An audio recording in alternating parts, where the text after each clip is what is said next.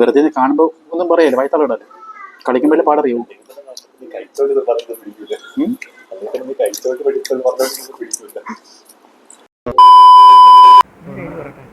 Podcast എന്ന് പറയും, ഞാൻ ഓണം എന്ന് പറയും, നീ റോഡ് എന്ന് പറയും, എന്നിട്ട് 1 2 3 പോഡ്കാസ്റ്റ് ഓൺ റോഡ്.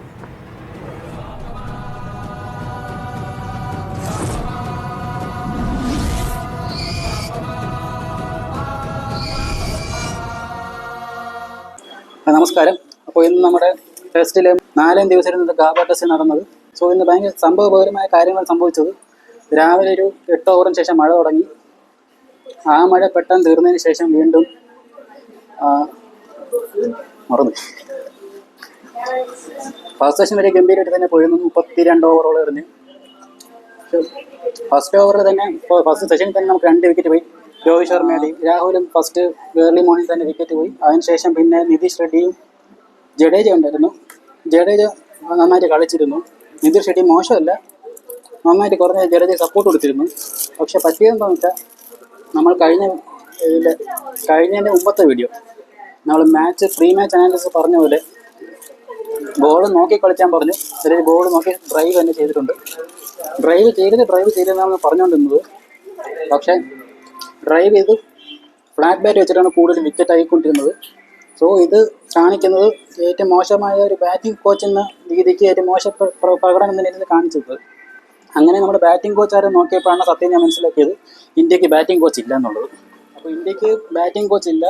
സോ അതിൻ്റെ എല്ലാ ഇതും നമുക്ക് കാണുന്നുണ്ട്. കാരണം വിരാട് കോഹ്ലി കഴിഞ്ഞ രാഹുൽ ദ്രാവിഡിൻ്റെ കൂടെ തന്നെ വിരാട് കോഹ്ലി ഡ്രൈവ് ചെയ്ത് ഔട്ടായിട്ടുണ്ട്. പക്ഷെ അത് കുറവായിരുന്നു. ഒരുപാട് റൺസും സ്കോർ ചെയ്യുന്നുണ്ടായിരുന്നു. പക്ഷേ ഡ്രൈവ് ചെയ്ത് വിക്കറ്റും പോകുന്നു. പക്ഷേ ഇപ്പോൾ വന്നത് വിരാട് കോഹ്ലിക്ക് റൺ എടുക്കാൻ സ്കോർ ചെയ്യാൻ പറ്റുന്നില്ല. അത് വലിയൊരു കാരണം കണ്ടുപിടിക്കേണ്ടത് ഡെഫിനറ്റ്ലി കോച്ചസ് തന്നെയാണ്. സോ ബാറ്റിംഗ് കോച്ചിൻ്റെ ഇമ്പോർട്ടൻസ് നമുക്ക് ഇവിടെയാണ് മനസ്സിലാവുന്നത്. കാരണം ഒരു ബാറ്റിംഗ് കോച്ച് ഉണ്ടായിരുന്നെങ്കിൽ ഈ പ്രശ്നങ്ങൾ പെട്ടെന്ന് സോൾവ് ചെയ്യാൻ പറ്റും. എങ്ങനെ ബാറ്റ് ചെയ്യണമെന്ന് ഒരു സ്ട്രാറ്റജി ബാറ്റ് ചെയ്യാൻ പറ്റും എന്ന് പറഞ്ഞാൽ ഞാൻ ഒരിക്കലും ഗൗതം ഗംഭീർ മോശം കോച്ചാണെന്ന് പറയുന്നില്ല. ഗൗതം ഗംഭീറിനും ടോട്ടലി എല്ലാം കൂടി കവർ ചെയ്യണം എന്നുള്ളത് വെച്ചാൽ പാടായിരിക്കും. കൊള്ളാം. ഇപ്പോൾ നമ്മൾ നേരത്തെ പറഞ്ഞ പോലെ കോച്ച് ഇപ്പം ഈ ലിമിറ്റഡ് ഓവറിലാണെങ്കിൽ ഇതുപോലെ മതി. കാരണം ഒരു ബാറ്റിംഗ് കോച്ചിൻ്റെ ആവശ്യമില്ല. കാരണം അറ്റാക്ക് ചെയ്ത് കളിക്കാൻ നമുക്ക് വേണ്ടി 2020 എസ്പെഷ്യലി. സോ 2020 അതേ കൊൽക്കത്ത നൈറ്റ് റൈഡേഴ്സിലെ അതേ കോച്ചിങ് സ്റ്റാഫ് തന്നെയാണ് ഗംഭീർ വേണമെന്ന് പറഞ്ഞിരിക്കുന്നത്. സോ 2020 പോലെ നമുക്ക് ടെസ്റ്റ് ഒരിക്കലും കളിക്കാൻ പറ്റില്ലെന്നറിയാം. പക്ഷെ എന്ത് പറ്റിയെന്ന് എനിക്കറിയില്ല. മേ ബി ഓവർ കോൺഫിഡൻസ് ആയിരിക്കാം, അല്ലെങ്കിൽ ശ്രദ്ധിക്കാത്തതുകൊണ്ടും ആയിരിക്കാം. പക്ഷെ അത് ഇന്ത്യക്ക് പെട്ടെന്ന് നോക്കേണ്ട കാര്യം തന്നെയാണ്.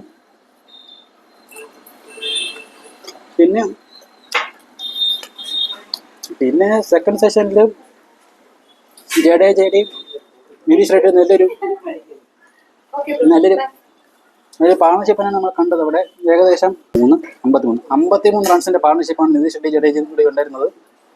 നിതീഷ് റെഡ്ഡി പോയപ്പോൾ നിതീഷ് റെഡ്ഡി നിൽക്കുന്നവർ നമുക്ക് പ്രതീക്ഷ ഉണ്ടായിരുന്നു, കാരണം പിടിച്ച് നിൽക്കാൻ ആളുണ്ടെന്നുള്ളത്.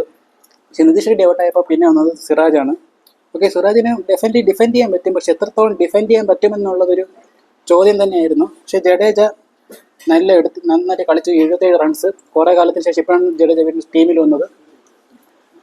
പെർഫെക്റ്റ് ടീം സെലക്ഷൻ തന്നെയായിരുന്നു ജഡേജയുടെ കാര്യം വെച്ച് നോക്കുകയാണെങ്കിൽ. വിക്കറ്റ്സ് നമുക്ക് പിക്കാൻ പറ്റില്ല, കാരണം ഗാബയിലെ പിച്ച് നമ്മൾ പറഞ്ഞ പോലെ സ്പിന്നിന് സപ്പോർട്ട് ചെയ്യില്ല. സോ ബാറ്റിങ്ങിൽ നന്നായി തന്നെ ചെയ്തിട്ടുണ്ട്. പിന്നെ ജഡേജയും കൂടി ഔട്ടായപ്പോൾ സ്കോർ 213 റണ്ണിലായിരുന്നു സ്കോർ ഉണ്ടായിരുന്നു. 213. ജഡേജ ഔട്ടായപ്പോൾ 33 റൺസ് വേണമായിരുന്നു നമുക്ക് ഫോളോ ഓൺ ഒഴിവാക്കാൻ വേണ്ടി. 33 റൺസ് വേണമായിരുന്നു. സോ അതൊരു വലിയൊരു ടാസ്ക് തന്നെയായിരുന്നു. കാരണം പിന്നെ ഇറങ്ങാൻ വേണ്ടത് ബുംറയും ആകാശ്ദീപും ആയിരുന്നു. ആകാശ്ദീപ് വലിയൊരു ഇന്ത്യ ടെസ്റ്റ് കളിച്ച വലിയ എക്സ്പീരിയൻസ് ഇല്ലാത്തൊരു കളിക്കാരാണ് ആകാശ്ദീപ്. പക്ഷെ ഡൊമസ്റ്റിക്കിൽ കളിക്കും. പക്ഷേ എനിക്ക് ടെസ്റ്റ് ഓസ്ട്രേലിയയിൽ ഗാബയിലായതുകൊണ്ട് എനിക്ക് വിശ്വാസം കുറവായിരുന്നു, കാരണം എത്രത്തോളം നിൽക്കാൻ പറ്റുന്നുള്ളത്. പിന്നെ ഉള്ളത് ബുംറ. ഓക്കെ, ബുംറ എന്തായാലും കളിക്കുന്ന എനിക്കറിയാം, കാരണം ബുംറയ്ക്ക് കാലിബറുണ്ട്. നമ്മളൊക്കെ കണ്ടിട്ടുണ്ട് ബുംറയുടേത്. ഒരു ഓവറിൽ ഏറ്റവും റണ്ണെടുത്ത വ്യക്തിയാണ് ബുംറ. ടെസ്റ്റിലാണ് ഇവിടുത്തെ പോയിട്ട്. അപ്പോൾ ബുംറയിൽ നമുക്ക് ചെറിയൊരു പ്രതീക്ഷ ഉണ്ടായിരുന്നു. പക്ഷെ ആകാശ്ദീപ് എത്രത്തോളം നിൽക്കുന്നുള്ള ഒരു പ്രശ്നം തന്നെയായിരുന്നു. അതിനുശേഷം എറിഞ്ഞ ഓരോ ബോളും ഓരോ റണ്ണും ഇന്ത്യക്കാർ എത്രത്തോളമാണ്. അപ്പോൾ ആകാശ്ദീപിൻ്റെ കാര്യത്തിൽ, കാരണം ഫസ്റ്റ് ക്ലാസ് കളിച്ചിട്ടുണ്ടെങ്കിൽ എത്രത്തോളം ഓസ്ട്രേലിയക്കാർ കളിക്കാൻ പറ്റുന്നുള്ളൊരു കൺഫ്യൂഷൻ തന്നെയായിരുന്നു. പക്ഷേ അതിനുള്ള വിരാമം ഇട്ട് അതിനെപ്പറ്റി പറയാം. അതിനു മുമ്പും ആ ഒരു 33 റൺസ് എല്ലാവരും അത് ഇന്ത്യക്ക് എത്രത്തോളം ഇമ്പോർട്ടൻസ് ആയിരുന്നു 33 റൺസ് എന്നുള്ളത് ആ ഒരു 4-ലും അത് കഴിഞ്ഞടിച്ച 6-ലും അവസാനത്തെ ബോൾ 6 അടിച്ചത് നമുക്ക് അറിയാൻ പറ്റും. ഡ്രസ്സിംഗ് റൂമിലുണ്ടായിരുന്ന മാറ്റം ആ ഒരു 4 അടിച്ചപ്പോൾ തന്നെ എല്ലാവരും ആഘോഷിക്കാൻ തുടങ്ങി. കാരണം ഫോളോ ഔട്ട് അങ്ങ് ഒഴിവായി. അത് വലിയൊരു കാര്യമാണ്. കാരണം ഇന്ത്യയെ സഹായിക്കാൻ വേണ്ടി മഴ വരെ പെയ്തു, എന്നിട്ടും ഇന്ത്യ കളിച്ചില്ല. But why? ഇന്ത്യക്ക് കാലാവസ്ഥ ഇന്ത്യക്ക് അനുകൂലമായിരുന്നു. സോ അത് ഏറ്റവും അടിയായത് ഓസ്ട്രേലിയ തന്നെയാണ്. ഓസ്ട്രേലിയ ചുമ്മാ ജയിക്കുള്ള ടെസ്റ്റ് ആയിരുന്നു. അത് നീട്ടി ഡ്രോ ആക്കാനേ മാക്സിമം പറ്റുള്ളൂ എന്ന് നമുക്ക് വിശ്വസിക്കാം. ഇന്ത്യയാണ്. സോ നാളെ ഒരു 10 ഓവർ കളിക്കുമായിരിക്കും ഓസ്ട്രേലിയ. അതിനുശേഷം പിന്നെ ഇന്ത്യയുടെ ആയിരിക്കും വരുന്നത്. എനിക്ക് പ്രത്യേകം പറയാനുള്ളത് ജയ്സോളിൻ്റെ അടുത്താണ്. കളിച്ച് ഒരു കുഴപ്പമില്ല, വെറുതെ എന്തിനാണ് പേടിക്കുന്നത്? പേടിച്ച് കളിച്ച് പെട്ടെന്ന് ഔട്ടാവത്തേ ഉള്ളൂ. പിന്നെ അവസാനത്തെ 33 റൺസ് ആരാണോ അടിക്കൂലെന്ന് പ്രതീക്ഷിച്ചത് പുള്ളിക്കാരനായിരുന്നു കളിച്ചത്. അതൊരു സർപ്രൈസ് മൂവായിരുന്നു. ഈവൻ ഓസ്ട്രേലിയ പോലും വിചാരിച്ചിട്ടുണ്ടാവില്ല ആകാശ്ദീപ് ഇങ്ങനെ കളിക്കുന്നുള്ളത്. അതിൽ എടുത്ത് പറയാനുള്ളൊരു രാജസ്ഥാൻ്റെ പോസ്റ്റായിരുന്നു. അത് ഞാൻ ഇവിടെ സൈഡോടെ വെച്ചേക്കാം. First make sure you avoid the follow on and then hit Pat Cummins for a 6 into the second air. ഇതായിരുന്നു ഞാൻ കണ്ടതിൽ വെച്ച് ഏറ്റവും ബെസ്റ്റ് ക്യാപ്ഷൻ തന്നെയായിരുന്നു അത്. ബാക്കി എല്ലാവരും സപ്പോർട്ട് ചെയ്തിട്ട് ഇങ്ങനെയൊക്കെ ഇതിന് ഒട്ടുമിക്ക ടീം വിട്ടിരുന്നത്. രാജസ്ഥാൻ പക്ഷേ ഒരു പണി മുള്ളു. അത് അഡ്മിനെ സമ്മതിച്ചേ പറ്റുള്ളൂ. നല്ലൊരു ക്യാപ്ഷൻ തന്നെയായിരുന്നു. പക്ഷെ ഇന്ത്യക്ക് നാളെ ഇന്ത്യക്ക് ഭയങ്കര ക്രൂഷ്യലാണ്. ഇന്ത്യക്ക് ജയിക്കുക എന്നുള്ള കളി തന്നെയാണ്. പക്ഷേ എൻ്റെ അഭിപ്രായത്തിൽ ഇന്ത്യ ശ്രമിക്കരുത്, ഡ്രോ ആക്കാൻ നോക്കുക. കാരണം ഗാബയാണ്, ടാസ്ക്കാണ്. അതുകൊണ്ട് ഡ്രോ ആക്കാൻ നോക്കുക, മാക്സിമം ട്രൈ ചെയ്യുക. ഇപ്പം തന്നെ ഏകദേശം 193 റൺസ് ട്രയലിലാണ് നമ്മൾ. സോ അവരെന്തായാലും 200-250 റൺസിന് മാക്സിമം എടുക്കാൻ നോക്കുമായിരിക്കാം. അതേപോലെ ഡിക്ലെയർ ചെയ്യും. കാരണം അവരിനി നേരത്തെ ഡിക്ലെയർ ചെയ്തിട്ട് ഇന്ത്യ ഔട്ടാക്കലായിരിക്കും ഓസ്ട്രേലിയ നോക്കുന്നത്. സ്വാഭാവികം 4 ദിവസം കൂടി കളി തീർക്കണം. മഴ ഇന്ത്യക്ക് ഏറ്റവും വലിയ അനുഗ്രഹമാണ്. നാളെയും കൂടി മഴ പെയ്യുന്നതാണ് കണക്കുകൾ സൂചിപ്പിച്ചത്, ഒരു കാലാവസ്ഥ റിപ്പോർട്ട്സ് പറയുന്നത്. ഇപ്പോൾ ടെസ്റ്റ് ബേസിക്കലി പറയുകയാണെങ്കിൽ ടോപ്പ് ഓർഡേഴ്സ് ആരും കളിക്കുന്നില്ല. അതാണ് ഇന്ത്യയുടെ ഏറ്റവും വലിയ പ്രശ്നം. നേരത്തെ പറഞ്ഞ ബാറ്റിംഗ് കോച്ച്, ഇന്ത്യക്ക് ഒരു ബാറ്റിംഗ് കോച്ച് അനിവാര്യമാണെന്ന് വീണ്ടും തെളിയിച്ചുകൊണ്ടിരിക്കുകയാണ്. ഈ കാര്യം നമ്മുടെ കഴിഞ്ഞ സീരീസിൽ ന്യൂസിലൻഡ് സീരീസിൽ വ്യക്തമായിട്ട് കാണിച്ചിരുന്നു. പക്ഷേ ബംഗ്ലാദേശിലെ തൊട്ട് കാര്യങ്ങൾ തുടങ്ങിയിരുന്നു, ചെറിയ ബാറ്റിംഗ് പ്രശ്നങ്ങളൊക്കെ. പക്ഷെ അന്നാരും ശ്രദ്ധിച്ചില്ല സീരീസ് ജയിച്ചുകൊണ്ട്. രണ്ടാമത്തെ ബാറ്റിങ്ങും ബോളിങ്ങും മോശമായിരുന്നു. അതുകൊണ്ട് ബോളിംഗ് കുറച്ചുകൂടി ശ്രദ്ധിച്ചപ്പോൾ ബാറ്റിംഗ് മൊത്തം പോയി. രാഹുൽ ദ്രാവിഡിൻ്റെ കീഴിലെ ബാറ്റിംഗ് കോച്ചായിരുന്നു വിക്രം റാത്തോറായിരുന്നു. സോ പുള്ളിക്കാരനെ മാറ്റിയിട്ട് പുതിയ കോച്ചിങ് സ്റ്റാഫ് ഞാൻ ബാറ്റിംഗ് കോച്ച് ഉണ്ടായിരുന്ന വിചാരിച്ചിരുന്നത്. പക്ഷേ ബാറ്റിംഗ് കോച്ച് ഇല്ല. പിന്നെ ബോളിംഗ് ഡിപ്പാർട്ട്മെൻറ്റിൽ നോക്കുകയാണെങ്കിൽ മോർണി മോർക്കലിന് വർക്ക് ചെയ്യാൻ കുറച്ച് സമയം കൂടി എടുക്കും. കാരണം എന്തോ പുതിയ സ്ട്രാറ്റജി പ്ലാൻ ചെയ്യുന്നുണ്ട്. കാരണം മോർണി മോർക്കൽ വന്നിട്ടുള്ള 3ാമത്തെ സീരീസാണിത്. Bangladesh, New Zealand, Australia. സോ അതിന് മുമ്പ് വരേണ്ടത് ബോളിംഗ് ഒരു ഈസിനെസ് അതിനുശേഷം 3 സീരീസിൽ നമ്മൾ കണ്ടിട്ടില്ല. സോ ഹീസ് പ്ലാനിങ് സംതിങ്, എന്തോ കാര്യമായിട്ട് പണിയുന്നുണ്ട്. അതെന്താ വഴി നമുക്ക് നോക്കാം. പിന്നെ ഈ ടെസ്റ്റിൽ ഒരു പോരായ്മ രീതി പറയാനുള്ള ടൈമാണ്. 5:50 വൃത്തിയായിട്ട സമയമാണ്. എന്നാൽ കാരണം നമ്മൾ എണീക്കുമ്പോൾ തന്നെ ഒരു ഏകദേശം 7-7:30 ആകുമ്പോഴത്തേക്കും പ്രധാനപ്പെട്ട കളിയങ്ങ് തീരും. ഞാൻ എണീക്കുമ്പോൾ തന്നെ രോഹിത് ഔട്ടായിരുന്നു. സോ അത് വലിയ ഇതില്ലായിരുന്നു. കാരണം രോഹിത്ത് അടുത്ത കാര്യം പറയുള്ളത് രോഹിത്താണ്. നമുക്കിങ്ങനെ പറയാൻ വലിയ ഇതൊന്നും വേണ്ടല്ലോ, ചുമ്മാ വിളിച്ചു പറയല്ലേ. രോഹിത്തിൻ്റെ മേ ബി ഓപ്പണിങ് തന്നെ രോഹിത്തിന് പറ്റുള്ളൂ എന്ന് തോന്നുന്നു. കാരണം ആ ഒരു ഈസിനെസ് കിട്ടുന്നില്ല. പുള്ളി അണ്ടർ പ്രഷറിലാണ്, ഭയങ്കര പ്രഷറിലാണ്. സോ പുള്ളിക്കാരൻ ഓപ്പണിങ് വരാം. 2 ഓപ്ഷനേ ഉള്ളൂ അടുത്ത ടെസ്റ്റ് തൊട്ട്.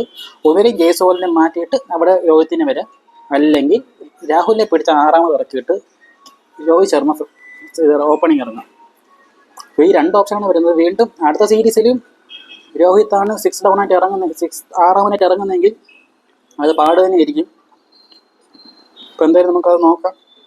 സോ ഇന്നത്തെ ഡേ 4നെ പറ്റി പറയുന്ന മെയിൻ അട്രാക്ഷൻ എന്ന് പറയുന്നത് ജഡേജയുടെ 77 റൺസും രാഹുലിൻ്റെ 84 റണ്ണും. എടുത്ത് പറയാനുള്ള നമ്മുടെ ആകാശ് ദീപിൻ്റെ 27 റൺസും പിന്നെ ബുംറയുടെ സപ്പോർട്ടിങ്ങിൽ 10 റൺസും. ബുംറയാണ് തുടങ്ങി വെച്ചത്. ഒരു ഷോർട്ട് ബോളിൽ ഒരു 6 അടിച്ചത് മാസ്മരിക ഷോട്ടാണ്. അവിടെ നിന്നായിരുന്നു ശരിക്കും ഗിയർ മാറിയെന്ന് പറയേണ്ടിയിരുന്നത്. അതിനുശേഷം അതുവരെ റിലാക്സ്ഡ് ആയിരുന്ന ഓസ്ട്രേലിയ അവിടെ നിന്ന് കുറച്ചൊന്ന് പിടിമുറുക്കാൻ തുടങ്ങി. കാരണം എന്തോ കുറേ പ്രശ്നം വന്നു തുടങ്ങി.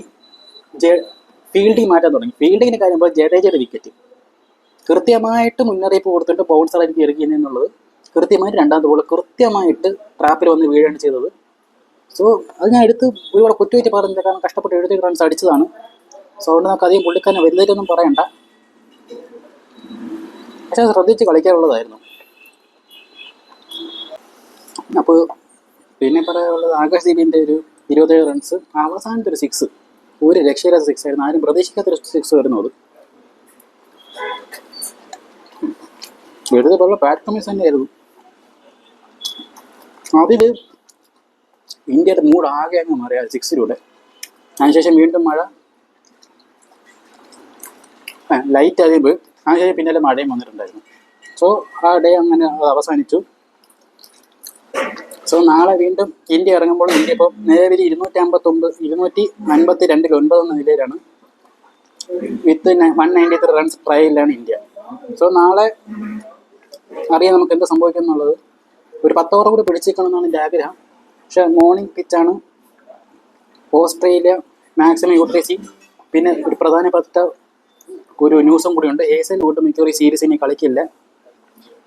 ഇന്ന് രാവിലെ 4ാമത്തെ ഓവറിന് ശേഷം പുള്ളിക്കാരൻ 4ാമത്തെ ഓവറിന് ശേഷമാണെന്ന് തോന്നുന്നു ഇടയ്ക്ക് മുടന്തി പോകുന്നുണ്ടായിരുന്നു.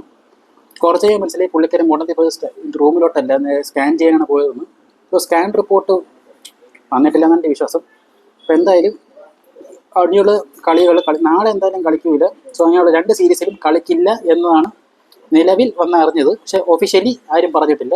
മിക്കവാറും ഇന്ന് വൈകിട്ടോ നാളെ വന്നിട്ടുണ്ട്. ഞാൻ നോക്കിയിട്ടില്ല. ഓസ്ട്രേലിയ ഇതുവരെയും പറഞ്ഞതായിട്ട് ഞാൻ അറിഞ്ഞിട്ടില്ല. അറിഞ്ഞിട്ടുണ്ടെങ്കിൽ ഞാൻ സൈഡിൽ വയ്ക്കാം. സോ മിക്കവാറും ഉടനെ തന്നെ അനൗൺസ്മെൻറ്റ് ഉണ്ടാവും. അപ്പോൾ അതുവരെ നമുക്കിങ്ങനെ പറയാം. മേ ബി കളിക്കാൻ സാധ്യത കുറവാണ്. കാരണം നല്ല പണിയാണ് കിട്ടിയിട്ടുള്ളത്. സോ നമുക്ക് ഓഫീഷ്യൽ റിപ്പോർട്ട് വരുന്നവരെ ഇതിങ്ങനെ തന്നെ പോട്ടെ. അപ്പോൾ ഓഫീഷ്യൽ റിപ്പോർട്ട് വരുന്നവരെ നമുക്ക് താല്പര്യം ഇതിങ്ങനെ തന്നെ പോകും. മേ ബി കളിക്കില്ല എന്ന രീതിക്ക് തന്നെ പോകും. പക്ഷേ പുള്ളി കളിക്കില്ല. അപ്പോൾ ഓഫീഷ്യൽ റിപ്പോർട്ട് വരെ നമുക്ക് കാത്തിരിക്കും. സോ ഇതൊക്കെ തന്നെയാണ് ഇന്നത്തെ ഡേ 4 എന്നുള്ളത്. ഇന്ന് ടെസ്റ്റിൻ്റെ പ്രത്യേകത ഞാൻ നേരത്തെ പറഞ്ഞ പോലെ യൂണിവേഴ്സ് ഇന്ത്യക്ക് വേണ്ടി കളിക്കുന്നുണ്ടെന്ന് തോന്നുന്നു. ഇന്ത്യക്ക് ഈ സീരീസ് ജയിക്കാൻ വേണ്ടിയിട്ട് എല്ലാ കാര്യങ്ങളും യൂണിവേഴ്സ് ചെയ്യുന്നുണ്ട്. ഇനി ചെയ്യേണ്ടത് ഇന്ത്യയാണ്. ഈ സീരീസ് ഇപ്പോൾ നാളെ കൊണ്ട് തീരുന്നു. ലാസ്റ്റ് ഡേ ആണ്.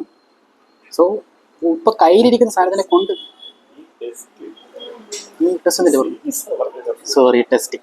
ഈ ടെസ്റ്റ് നമ്മളിപ്പോൾ കയ്യിലിരിക്കുകയാണ്. വെറുതെ വീണ് ഉടക്കരുതെന്ന് എനിക്ക് പറയാനുള്ളൂ. സോ അതൊക്കെ ഉള്ളൂ ഇന്നത്തെ എപ്പിസോഡ്. അടുത്ത എപ്പിസോഡ് വീണ്ടും കാണാം. Signing off from Rahul.